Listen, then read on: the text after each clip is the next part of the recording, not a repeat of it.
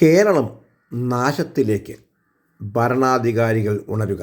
ഇന്ന് 2025 ഡിസംബർ 30 ചൊവ്വാഴ്ച. ചിന്തകൾ യാഥാർത്ഥ്യങ്ങൾ നമ്പർ 2605 ഏവർക്കും സ്നേഹത്തോടെ സ്വാഗതം. ദൈവതിരുനാമത്തിന് മഹത്വമുണ്ടാകുമാറാകട്ടെ. കേരളത്തിൽ 14 വയസ്സുള്ള പെൺകുട്ടികൾ പ്രസവിക്കുന്നതിൻ്റെ വാർത്തകൾ നിങ്ങൾ വായിക്കുന്നില്ലേ? അല്ലയോ ഭരണാധികാരികളെ, നിങ്ങൾ ഉണ്ടാക്കിയ അയൽക്കൂട്ടം കൊണ്ട് ആർക്കെന്ത് പ്രയോജനം? അയൽവാസികൾ തമ്മിലുള്ള ബന്ധം ഊട്ടിയുറപ്പിക്കുവാൻ, അയൽ വീടുകളിൽ ഉണ്ടാകുന്ന അന്യായങ്ങൾ അവസാനിപ്പിക്കുവാൻ, അമിത പലിശക്കാരനാൽ ഉണ്ടാകുന്ന പീഡനവും ആത്മഹത്യകളും കൊലപാതകങ്ങളും അവസാനിപ്പിക്കുവാൻ, ഗ്രാമത്തിൻ്റെ മാനസിക, സാമ്പത്തിക, ആരോഗ്യകരമായ കാര്യങ്ങളിൽ സമഗ്രമായ പുരോഗതി ഉണ്ടാകാനൊക്കെ വേണ്ടി രൂപകൽപ്പന ചെയ്ത അയൽക്കൂട്ടം കൊണ്ട് ഇവിടെ ആർക്ക് എന്ത് പ്രയോജനം? അയൽ വീട്ടിലെ കുട്ടി കുളത്തിൽ മുങ്ങിച്ചാകുമ്പോൾ, അയൽ വീട്ടിലെ കുട്ടി കെട്ടിത്തൂങ്ങി ആത്മഹത്യ ചെയ്യുമ്പോൾ, അയൽ വീട്ടിലെ 14 വയസ്സുള്ള പെൺകുട്ടി ഗർഭിണിയാകുമ്പോൾ, പ്രസവിക്കുമ്പോൾ, അയൽ വീട്ടിലെ സ്ത്രീകൾ അവിഹിതമായി അന്യപുരുഷന്മാരുമായി അവിഹിത ജീവിതം നയിക്കുമ്പോൾ, ഇതിനൊന്നും പരിഹാരമാകാൻ അല്ലെങ്കിൽ പിന്നെ എന്തിന് ഈ അയൽക്കൂട്ടം? കേരളത്തിലാണ് കൊല്ലം ജില്ല. അവിടെയാണ് കടക്കൽ എന്ന സ്ഥലം. അവിടെ ഒരു വീട്ടമ്മ ആൺ സുഹൃത്തുമായി ജീവിക്കുന്നുണ്ടായിരുന്നു. ആ വീട്ടമ്മയ്ക്ക് 13 വയസ്സുള്ള ഒരു പെൺകുട്ടിയുണ്ട്. ആൺ സുഹൃത്തും അമ്മയും 13 വയസ്സുള്ള മോളും താമസിക്കുമ്പോൾ കടക്കൽ എന്ന ദേശത്ത് അയൽക്കൂട്ടമുണ്ടായിരുന്നില്ലേ?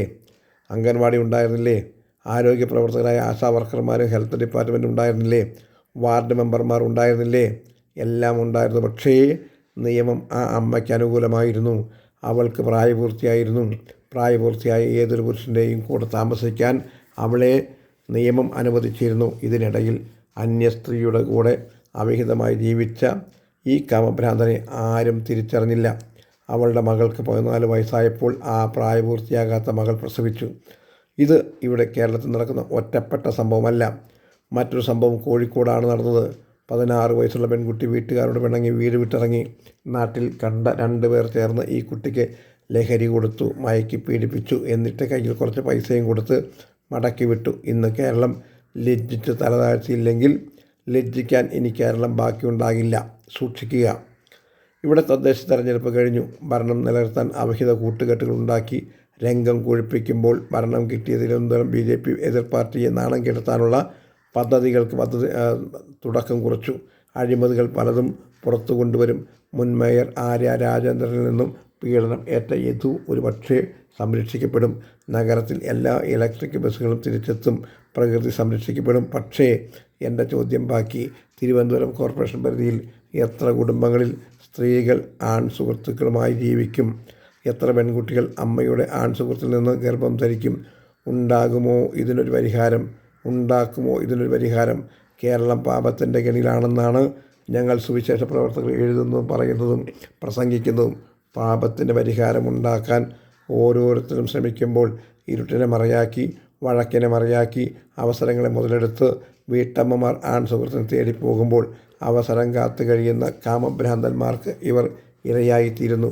ലഹരി വസ്തുക്കൾക്ക് അടിമകളായി മാറിയ പെൺകുട്ടികൾ ലഹരി വസ്തുക്കൾ തേടി വീട് വിട്ടിറങ്ങുമ്പോൾ ചെന്നുപെടുന്നത് ലഹരി മാഫിയകളുടെ അടുത്താണ്. ഇവർ ആവശ്യത്തിന് ലഹരി വസ്തുക്കൾ കൊടുത്ത് പാട്ടിലാക്കി പീഡിപ്പിച്ച് നശിപ്പിക്കുന്ന പെൺകുട്ടികൾ ഒരു ഭാഗത്ത്, പോക്സോ കേസിൽ പ്രതികളായി ജയിലിൽ കഴിയുന്നവർ മറുഭാഗത്ത്. ഇനി ബാക്കി കേരളത്തിലുള്ളത് ആരെല്ലാം? കുറേ വയസ്സന്മാരും വയസ്സത്തികളും. കേരളം ആത്മീകമായി ദുർബലമായി, ആരോഗ്യപരമായി ദുർബലമായി. ഇപ്പോൾ ഇതാ ആൾക്കരുത്തിലും കേരളം ദുർബലമായി കഴിഞ്ഞു. ഇന്ന് ജയിലുകളിൽ കഴിയുന്ന തടവുകാരിൽ 50% അധികം പേരും ലഹരി വസ്തുക്കളുടെ ഉടമകളും പീഡനം നടത്തിയവരുമൊക്കെയല്ലേ? ഒരുപക്ഷേ ഇതിൽ 1-2 നിരപരാധികൾ ഉണ്ടായിരിക്കാം. അവരും ഇന്ന് അകത്തല്ലേ? കേരളത്തിൻ്റെ മാൻ പവർ അഴിക്കുള്ളിലായില്ലേ? ഇപ്പോൾ കേരളത്തിൽ ഒരു ബാഹ്യശക്തികളുടെ കടന്നുകയറ്റം ഉണ്ടായാൽ തീർത്തു നിൽക്കാൻ എവിടെ നമ്മുടെ യുവനിര? ശേഷിച്ചവർ അങ്ങ് വിദേശ രാജ്യങ്ങളിൽ പെർമനൻ്റ് റെസിഡൻസ് PR എടുത്തു പോയില്ലേ?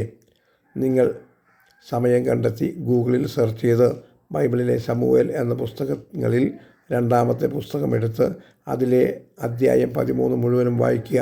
13:12 അവൾ അവനോട്, എൻ്റെ സഹോദര അരുതേ, എന്നെ അപമാനിക്കരുതേ, ഇസ്രായേലിൽ ഇത് കൊള്ളരുതാത്തല്ലോ, ഈ വഷളത്വം ചെയ്യരുതേ എന്ന് കരയുന്നുണ്ട്. മാതാപിതാക്കൾ അടുത്തില്ലാതെ ഒരു പെൺകുട്ടി അപ്പനിൽ നിന്നും വേറെ ഭാര്യയിൽ ഉണ്ടായ സഹോദരനിൽ നിന്നും ലൈംഗിക പീഡനം ഏൽക്കാൻ ഒരുങ്ങിയ സാഹചര്യത്തിലെ അവളുടെ കരച്ചിൽ ആണിത്. 13:13 അവൾ വീണ്ടും കരയുന്നു. എൻ്റെ അപമാനം ഞാൻ എവിടെ കൊണ്ടുപോയി വയ്ക്കും? നീയും ഇസ്രായേലിൽ വഷളന്മാരുടെ കൂട്ടത്തിൽ ആയിപ്പോകുമല്ലോ. നീ രാജാവിനോട് പറക, അവൻ എന്നെ നിനക്ക് തരാതിരിക്കില്ല എന്ന് പറഞ്ഞു. നേരെ വഴി ചിന്തിക്കാൻ അന്നും ഇന്നും ആർക്കും താല്പര്യമില്ല. പാപം അന്നും ഇന്നും ഒരുപോലെ ഒരു മാറ്റവുമില്ലാതെ പ്രവർത്തിക്കുന്നു. വീണ്ടും നമ്മൾ വാക്യം 14 വരുമ്പോൾ, എന്നാൽ അവൻ അവളുടെ വാക്ക് കേൾപ്പാൻ മനസ്സില്ലാതെ അവളേക്കാൾ ബലമുള്ളവനാകൊണ്ട് ബലാത്കാരം ചെയ്തു അവളോടുകൂടെ സഹിച്ചു. ഇതല്ലേ ഇന്നും നടക്കുന്നത്? നിങ്ങളുടെ മക്കൾ ബലശാലികളായ പുരുഷന്മാരുടെ കയ്യിൽ ഒറ്റയ്ക്ക് ആകാൻ അനുവദിക്കരുത്. അതും ദ്രവ്യാഗ്രഹിയും സ്ത്രീധനമോഹിയുമായ ഭർത്താവിൻ്റെ അടുത്ത് പോലും. ഒരുപക്ഷേ അവൻ അവളെ കൊന്നേക്കാം. കോടിക്കണക്കിന് സ്ത്രീധനം കൊടുത്തിട്ടും മക്കൾ ഇന്നും സ്ത്രീധനത്തിൻ്റെ പേരിൽ കൊല്ലപ്പെടുമ്പോൾ നിങ്ങളുടെ ദുരഭിമാനം മക്കളെ കൊലയ്ക്ക് കൊടുക്കുകയല്ലേ ചെയ്യുന്നത്? ഈ സംഭവത്തിൻ്റെ ക്ലൈമാക്സ് എന്താണ് എന്നറിയണമെങ്കിൽ വാക്യം 28 കൂടെ വായിക്കണം. എന്നാൽ അബ്സലോം തൻ്റെ ബാല്യക്കാരോട്, നോക്കിക്കൊള്ളുവീൻ, അമ്നോൻ വീഞ്ഞു കുടിച്ച് ആനന്ദിച്ച് ഇരിക്കുന്ന നേരം ഞാൻ നിങ്ങളോട് അമ്നോനെ അടിച്ചു കൊല്ലുവീൻ എന്ന് പറയുമ്പോൾ നിങ്ങൾ അവനെ കൊല്ലുവീൻ. ഭയപ്പെടരുത്, ഞാനല്ലയോ നിങ്ങളോട് കൽപ്പിച്ചത്? നിങ്ങൾ ധൈര്യപ്പെട്ട് ശൂരന്മാരായിരിപ്പീൻ എന്ന് കൽപ്പിച്ചു. പെങ്ങളെ പീഡിപ്പിച്ചവനെ സഹോദരങ്ങൾ കൊന്നുകളഞ്ഞു. ആർക്കാണ് നഷ്ടം? ദേശത്തിന് നഷ്ടം ഒരു യുവതിയും ഒരു യുവാവും. കൊലപാതകികൾ ജയിലിലും യുവനിരകൾ നഷ്ടപ്പെട്ട രാജ്യമായി കേരളം മാറാതിരിക്കണമെങ്കിൽ ഇവിടെ സുവിശേഷം വിളങ്ങണം, അല്ലാതെ വേറെ വഴിയില്ല എന്ന് നിങ്ങളുടെ കൂട്ടുസുഹൃൻ ഷിബു കൊടുങ്ങല്ലൂർ. ഞങ്ങളുടെ വാട്സപ്പ് നമ്പർ 9605581081. എല്ലാവർക്കും ഒരു ശുഭദിനം നേരുന്നു. ദൈവം നിങ്ങളെല്ലാവരും സഹായിക്കട്ടെ. ആമേൻ.